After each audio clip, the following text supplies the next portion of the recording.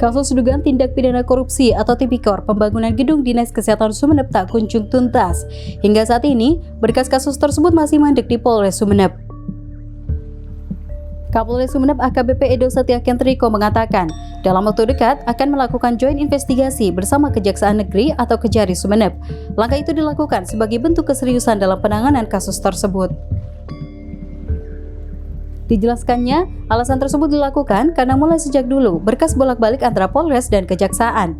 Sayangnya, janji itu belum bisa menentukan waktu yang akan dilaksanakan. Ya nanti, istilahnya ini kan seleksi prioritas dulu. Kalau menentukan kapan itu bingung juga saya, kata AKBP Edo Satya Kentriko, Kapolres Sumeneb. Dijelaskannya, kebingungan itu karena berdalih masih banyak kasus yang perlu ditangani.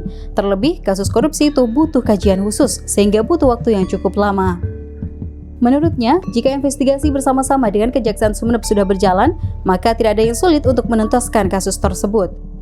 Sementara itu, Kasih Intel Kejari Sumeneb Novan Bernadi menguraikan, kasus dugaan korupsi gedung Dinkes Sumeneb bukan ranah Kejaksaan, sebab saat ini berkasnya masih di Polres Sumeneb. Dilanjutkannya, berkas perkara kasus tersebut terakhir pengembalian pada akhir tahun 2021.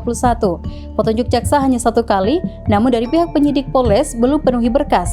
Bolak-balik berkas bukan adanya petunjuk baru, tetapi memang petunjuknya tidak terpenuhi dari Polres Sumeneb.